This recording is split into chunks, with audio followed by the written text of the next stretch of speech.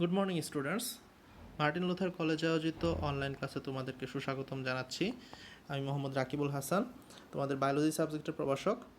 Last ক্লাসে আমরা DNA এর গঠন এবং ওয়াটসন এবং ক্রিকের যে double helix model of DNA এটা সম্পর্কে বিস্তারিত আলোচনা করেছিলাম। আজকের ক্লাসে আমরা একটা নতুন বিষয় সম্পর্কে জানব। তো চলো শুরু করি আমরা ক্লাসটি। আজকে আমরা শিখব মূলত সেন্ট্রাল ডগমা সম্পর্কে। সেন্ট্রাল ডগমা মূলত হচ্ছে তিনটা প্রসেসের সমন্বিত নাম। তিনটা প্রসেসের মধ্যে কি কি আছে? প্রথমটি হচ্ছে ডিএনএ অনুলিপন বা ডিএনএ থেকে ডিএনএ তৈরির যে প্রক্রিয়া, যেটাকে আমরা রেপ্লিকেশন বলে থাকি। সেকেন্ড প্রসেস হচ্ছে ডিএনএ থেকে আরএনএ তৈরির প্রসেস, যেটাকে আমরা ট্রান্সক্রিপশন নামে জানি। এবং থার্ড একটি প্রসেস যেটা হচ্ছে আরএনএ থেকে প্রোটিন তৈরি বা ট্রান্সলেশন। এই তিনটা প্রসেস সম্পর্কে জানাটা আমাদের জন্য খুবই জরুরি। যে বিজ্ঞানের যে কোষ এবং এর গঠন চ্যাপ্টারের সবচেয়ে ইম্পর্ট্যান্ট টপিক হচ্ছে এই সেন্ট্রাল ডগমা। ডিএনএ অনুলিপন মূলত হচ্ছে ডিএনএ থেকে ডিএনএ তৈরির একটি প্রক্রিয়া। এই প্রক্রিয়াতে মূলত হচ্ছে বাবা মার বৈশিষ্ট্য বা প্রথম প্রজন্মের বৈশিষ্ট্য পরবর্তী প্রজন্মে এবং তার পরবর্তী প্রজন্মে যে বৈশিষ্ট্য বহন হয় সেটার প্রাথমিক একটি ধাপ অথবা কোষ বিভাজনের প্রাথমিক একটা স্টেপই হচ্ছে এই ডিএনএ অনুলিপন বা রেপ্লিকেশন। ডিএনএ অনুলিপন বা রেপ্লিকেশনকে মূলত আমরা তিন ধরনের বলে থাকি।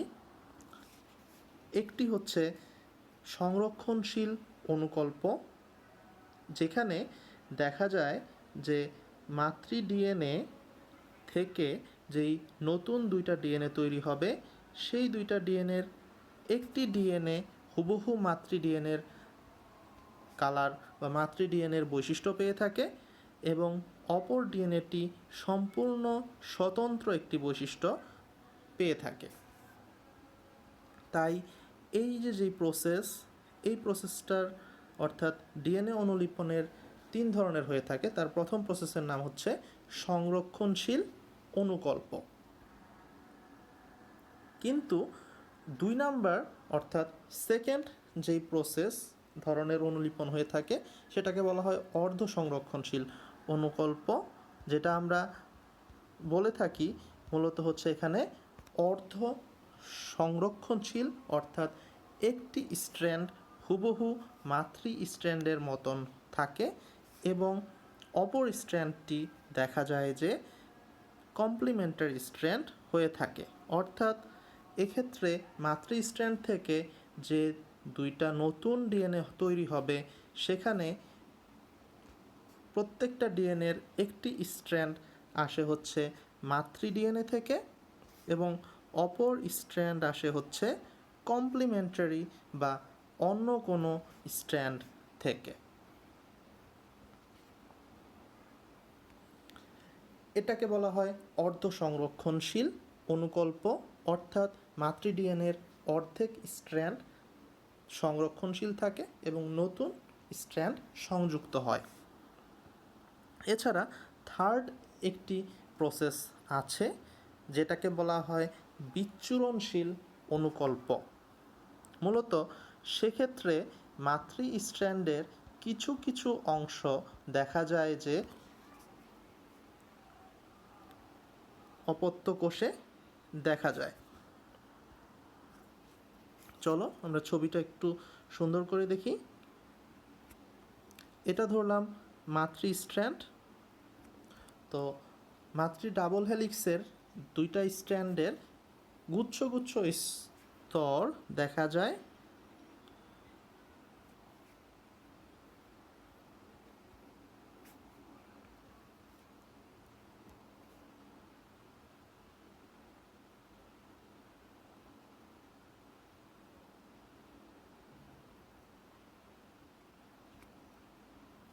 দেখা যায় হচ্ছে অপত্য কোষে, অর্থাৎ অর্ধেক আছে অর্ধেক নেই, অর্থাৎ গুচ্ছ গুচ্ছ অংশ হচ্ছে দেখা যায় নতুন অপত্য বা নতুন ডিএনএতে। এটাকে বলা হয় হচ্ছে বিচ্ছুরণশীল অনুকল্প বা অনুলিপন প্রসেস। তো মূলত ডিএনএ অনুলিপন বা রেপ্লিকেশন এই 3 ধরনের হলেও আমরা মূলত 1957 সাল থেকে 1958 সালে প্রমাণিত হয় যে ডিএনএ অনুলিপনটা মূলত অর্ধ সংরক্ষণশীল পদ্ধতিতেই হয়ে থাকে। তো আমরা অর্ধ সংরক্ষণশীল প্রক্রিয়ায় ডিএনএ অনুলিপনটা সম্পর্কেই আজকে আমরা বিস্তারিত আলোচনা করব। চলো দেখি।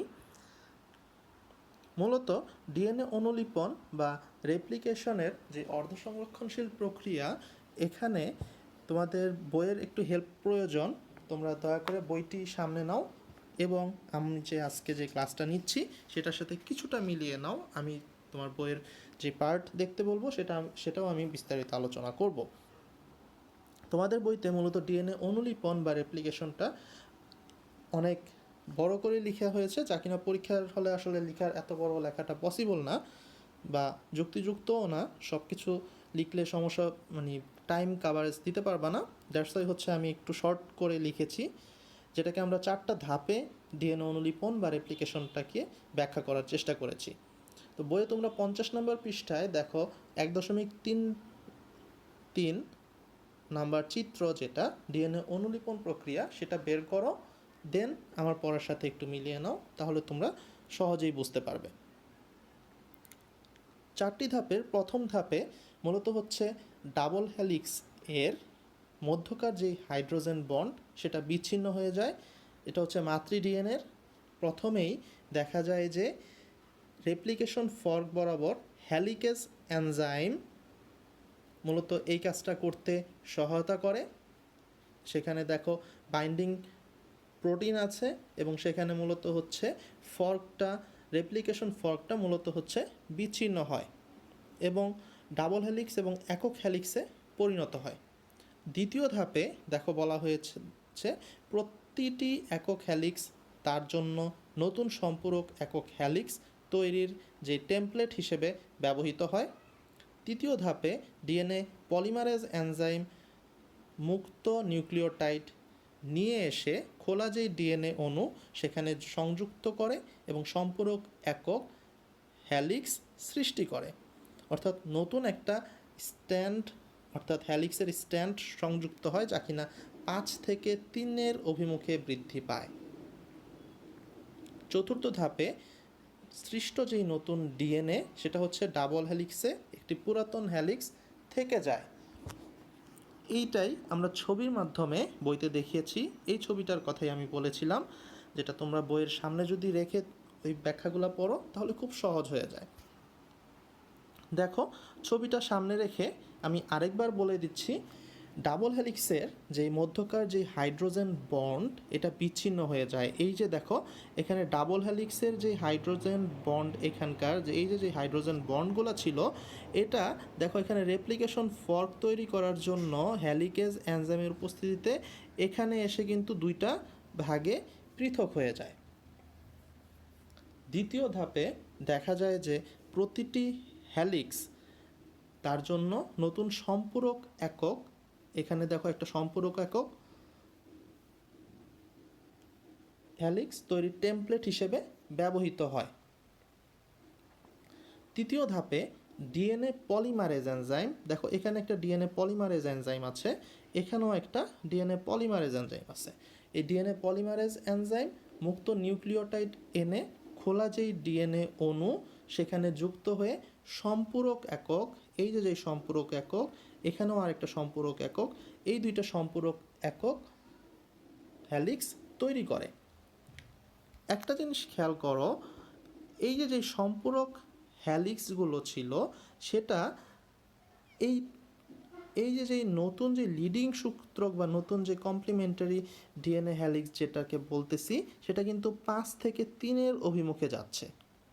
একইভাবে যদি আমরা ল্যাগিং সূত্রের দিকে তাকাই তাহলে সেও 5 থেকে 3 দিকে যাচ্ছে, অর্থাৎ সেটা কিন্তু বিপরীতমুখী। অর্থাৎ লিডিং সূত্র আর ল্যাগিং সূত্র কিন্তু একটা বিপরীতমুখী। চতুর্থ ধাপে এই যে সৃষ্ট যে ডিএনএ, এখান থেকে এতটুকুতে একটা ডিএনএ আসবে, এখান থেকে এতটুকু একটা নতুন ডিএনএ তৈরি হবে। প্রত্যেকটা ডিএনএতেই মূলত দেখা যাচ্ছে মাতৃ ডিএনএর একটা করে স্ট্র্যান্ড কিন্তু রয়ে গেছে, অর্থাৎ পুরাতন হ্যালিক্সে কিন্তু থেকে যাচ্ছে। এই কারণেই এটাকে বলা হয় হচ্ছে অর্ধ সংরক্ষণশীল অনুলিপন প্রক্রিয়া। ডিএনএর এই যে অর্ধ সংরক্ষণশীল প্রক্রিয়া, এখানে কিছু এনজাইমের কথা উল্লেখ না করলেই না। প্রথমটার নাম হচ্ছে টোপো আইসোমারেজ, যা কিনা এই 51 নম্বর পৃষ্ঠায় তোমাদের বইতে স্পষ্টভাবেই দেওয়া আছে। Topoisomerase enzyme, DNA helicase, DNA polymerase, single strand binding protein, ligase enzyme আর প্রাইমেস এনজাইম, যা কিনা এখানে স্পষ্টভাবেই দেখানো হয়েছে। প্রত্যেকটা কাজও কিন্তু তোমরা মোটামুটি এতক্ষণ বলা হয়েছে। ডিএনএ অণুতে যে টোপো আইসোমারেজ এনজাইম, এটা মূলত ডিএনএর মধ্যে কাজ করে, এটাতে অতিমাত্রায় যেখানে প্যাচটা থাকে সেটা খুলতে সহায়তা করে। এছাড়া ডিএনএ হ্যালিকেজ এনজাইম মূলত হচ্ছে এই যে হ্যালিক্স যেই প্যাচ সেটা খুলে দেয়। ডিএনএ পলিমারেজ এনজাইম যেটা, এটা হচ্ছে মূলত নিউক্লিওটাইড অনুযুক্ত করে নতুন কমপ্লিমেন্টারি স্ট্র্যান্ড যেটা তৈরি করে, এবং ডিএনএ প্রুফ রিডিং করে, মূলত হচ্ছে নতুন যেই ডিএনএ কমপ্লিমেন্টটা তৈরি হয়েছে এটা ঠিক মতো হয়েছে কিনা এই প্রুফ রিডিংটাই করে থাকে ডিএনএ পলিমারেজ এনজাইম। এছাড়া সিঙ্গেল স্ট্র্যান্ড বাইন্ডিং প্রোটিন বা এসএসবিপি যেটা আমরা দেখিয়েছি, এটা মূলত হচ্ছে ডিএনএ অণুর একক স্ট্র্যান্ডে সংযুক্ত হয় যাতে এরা পুনরায় দ্বিতন্ত্রী অবস্থায় ফিরে না আসে, অর্থাৎ আমি লিডিং স্ট্র্যান্ড আর ল্যাগিং স্ট্র্যান্ড মানে যাতে আলাদা হয়ে যায়, সেটা যাতে পুনরায় আবার লেগে না থাকে। এ কারণে এটাকে এই যে দুই সাইডেই দেখো এখানে ছোট ছোট এই যে এসএসবিপি বা বাইন্ডিং প্রোটিন আলাদা করে ফেলে দুইটা নতুন ডিএনএকে।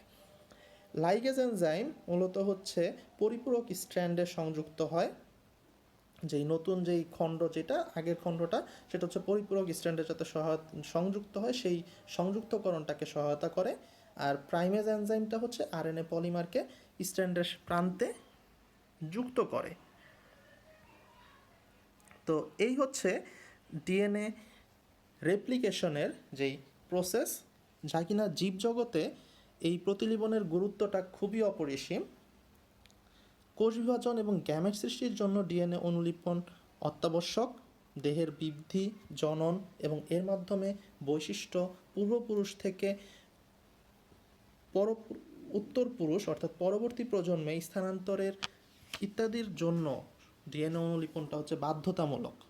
উইদাউট ডিএনএ রেপ্লিকেশন আমরা চিন্তাও করতে পারি না কোষ বিভাজনের কথা, এবং কোষ বিভাজন ছাড়া একটা জাইগোট থেকে ভ্রূণ তৈরি হওয়া অথবা সম্পূর্ণ জীব তৈরি হওয়ার কথা চিন্তাও করা যায় না। তাই ডিএনএ এর গঠন স্থায়ী, যা কিনা অনুলিপনের মাধ্যমে পরিবর্তন হয় না। এর মাধ্যমেই আমরা দেখলাম, অর্থাৎ মাতৃ যেই বৈশিষ্ট্য সেটা নতুন ডিএনএর মধ্যে কিন্তু থেকে যায়। তাই ডিএনএ হতে সকল প্রকার আরএনএও পরবর্তীতে সফলভাবেই উৎপন্ন হয়, এবং মিউটেশন যদি না হয় কোনো কারণে, তাহলে ডিএনএর মূলত কোনো পরিবর্তন হয় না, যা কিনা বংশানুক্রমটাকে স্বকীয়তা বজায় থাকে।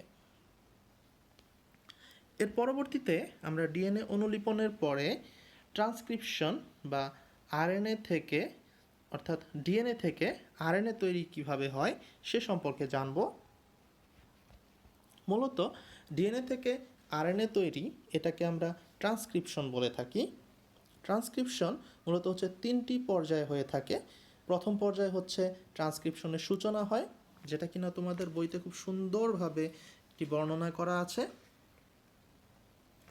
আমরা আজকে আলোচনা করব এটা নিয়ে। দ্বিতীয় পর্যায়ে মেসেঞ্জার আরএনএ সূত্রটা বর্ধিতকরণ হয়, এবং তৃতীয় পর্যায়ে ট্রান্সক্রিপশনটা সমাপ্তি হয়, অর্থাৎ মেসেঞ্জার আরএনএটা অর্থাৎ আরএনএটা তৈরিটা সমাপ্তি ঘটে। এই ট্রান্সক্রিপশন প্রসেসে মূলত হচ্ছে কিছু জিনিস প্রয়োজন, যেটা হচ্ছে আরএনএ তৈরির জন্য প্রাথমিকভাবেই উপস্থিত থাকে কোষের মধ্যে। এটা দেখা যায় যে কোষের, যেহেতু আমরা জানি আরএনএটা হচ্ছে কোষের সাইটোপ্লাজমে থাকে, তাই এই ট্রান্সক্রিপশন প্রসেসটা মূলত হচ্ছে কোষের সাইটোপ্লাজমে হয়ে থাকে। প্রাথমিকভাবে ডিএনএর সার্চ বা টেমপ্লেট প্রয়োজন, তারপরে আরএনএ পলিমারেজ এনজাইম প্রয়োজন, যা কিনা একাধিক রকম হতে পারে, মুক্ত ribonucleotide triphosphate, ATP, GTP, CTP বা ইউটিপি, অর্থাৎ এই সকল ট্রাইফসফেট প্রয়োজন পড়ে।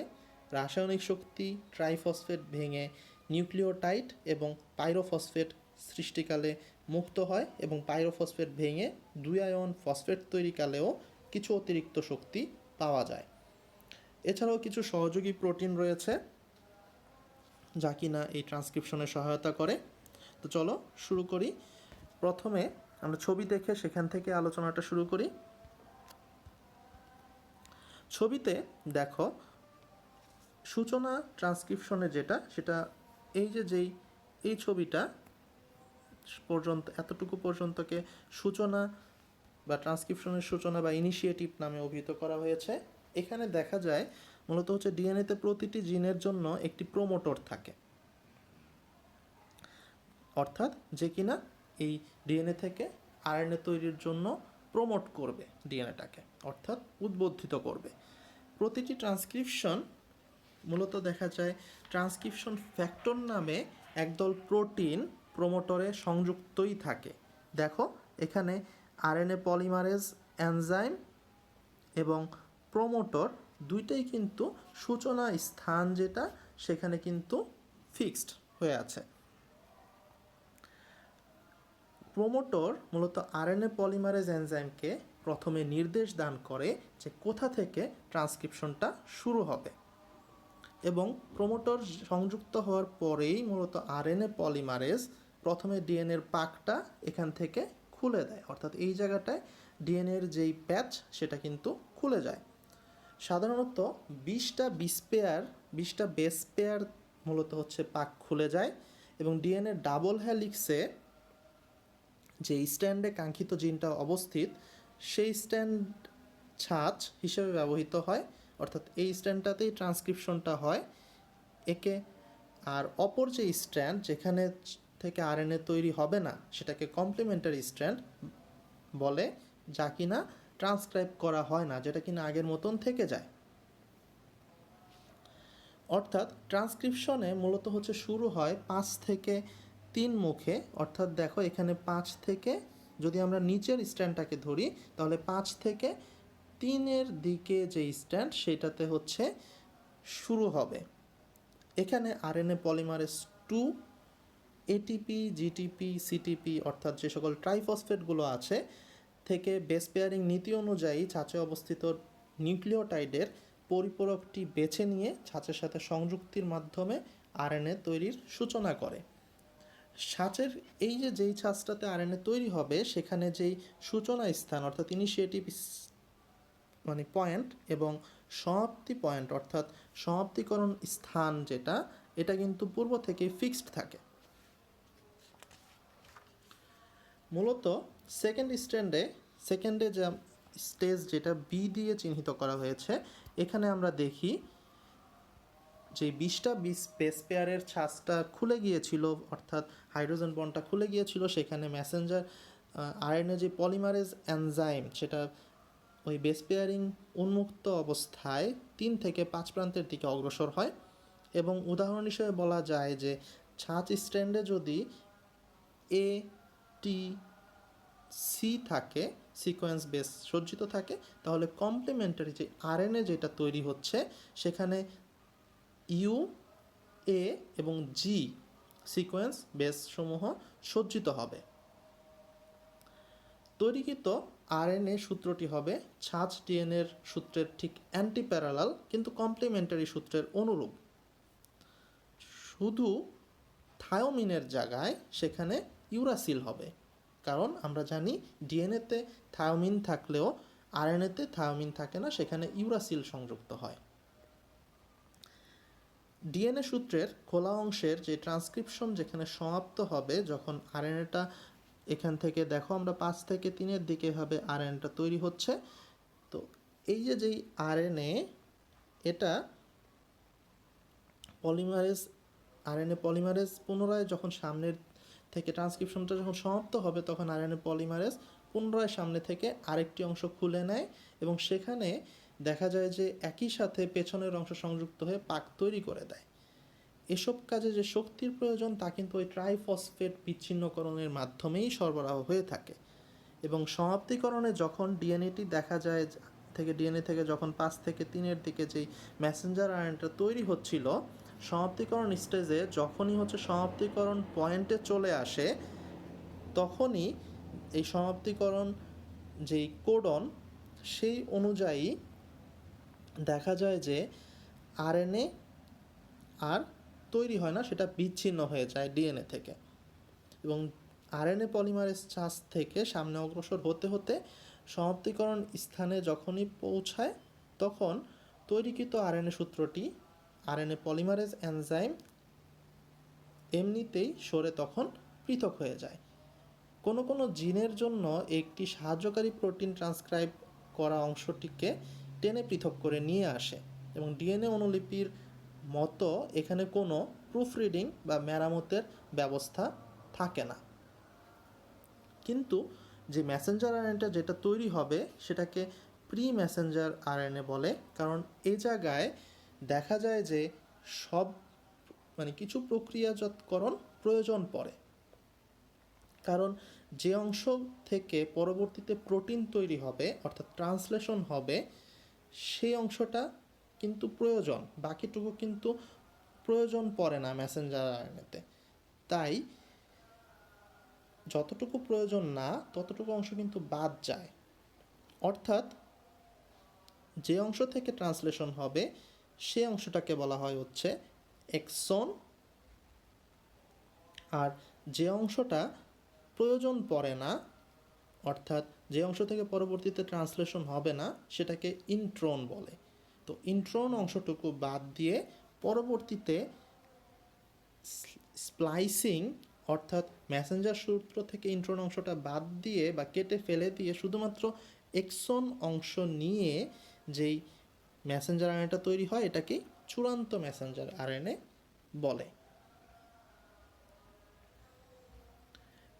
এই হচ্ছে মূলত ডিএনএ থেকে আরএনএ তৈরির বা মেসেঞ্জার আরএনএ তৈরির টোটাল প্রসেস, যা কিনা পরবর্তীতে নিউক্লিয়ার বস্তু হিসেবে সাইটোসলে প্রবেশ করে এবং এভাবেই ট্রান্সক্রিপশন প্রসেসটার সমাপ্তি ঘটে।